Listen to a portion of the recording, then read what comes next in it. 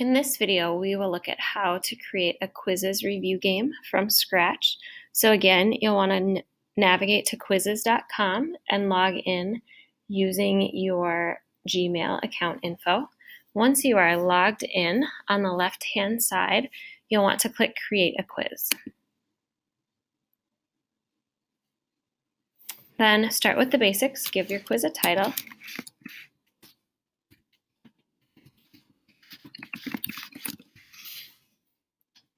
And you can add a quiz image if you'd like to. I often skip that step. I set my quizzes to be public so that other teachers can find and use them. Hit done. Then there are several ways that you can add questions to your quiz from scratch. First of all, you can search to find questions on that topic. So I'm going to type the name of the topic I'm looking for. It pulls up questions from quizzes with a similar title or topic. And if I click on that quiz, then I can see all of the questions. Any question I find that I want to use, I just click the red plus, and you can always go back and delete those later. I'm going to select a few questions from this quiz I want to. Then I'll check out the next quiz and see if there's some other questions I'd like to add.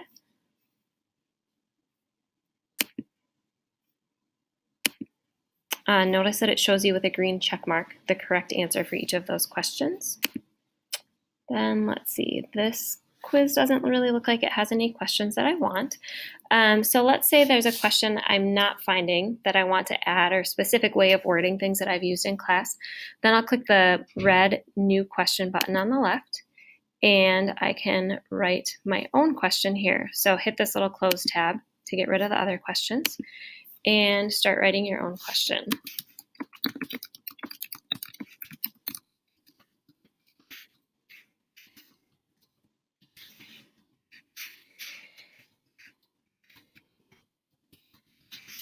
You can have as few as 2 answer options or as many as 4.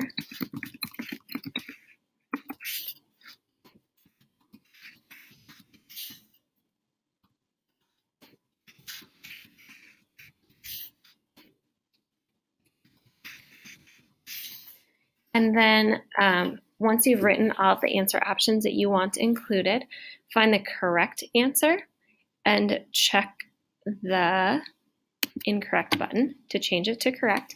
And now you have your question. You can change the time limit for that question. You can have students move through questions pretty quickly, 5 seconds, up to 15 minutes. When I've written math questions for my science classes, I do give students a longer period of time for each question, but typically I choose somewhere between 20 and 30 seconds per question just to keep the game moving. If for some reason you wanted to duplicate a question, save yourself some typing, then you would hit this blue button and it will make a copy of that question. Then I can change this to a slightly different word and change my answer. If I really don't like a question, I can also hit the red trash can to delete it. And when I am done, then I will hit the finish button. I need to set some parameters for my quiz. Select the course that it's for.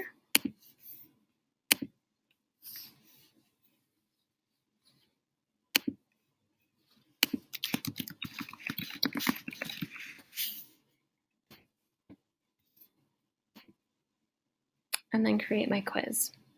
Now, just like quizzes that I create through the other method, once I have saved my quiz, I can either play it live or I can assign it as homework. If I want to share it with a coworker who might also use it because they teach the same course, I can use this share button. If for some reason I wanted to make a copy of it and make some adjustments to it, I could duplicate it. If I decide I want to change something about it, I can edit, and if I really don't like the quiz at all and no longer want it in my account, I can delete it. Once you start running a quiz in your class, then you'll get daily emails with updates letting you know how many students signed in and began that quiz and how their scores are looking for that quiz. You can also view that by clicking on reports. So This is a quiz that I started 7 days ago. Shows me the game pin for that quiz, and it tells me the percentage of accuracy for students who have been practicing using that quiz. There are 10 questions. 5 students have been playing it. They're not doing very well. Obviously, this is something we need to review a little bit more. You can click on the different tabs here to get specific information about who is playing your game, detailed information about questions, and also this overview, just to see which questions students are struggling with. So that's how you create a quiz from scratch. Even when you create the quiz from scratch, you still can use questions that other teachers have created or students, and you can edit those questions if you don't like how something is worded, but you have a little bit more control over what goes in your quizzes. Good luck.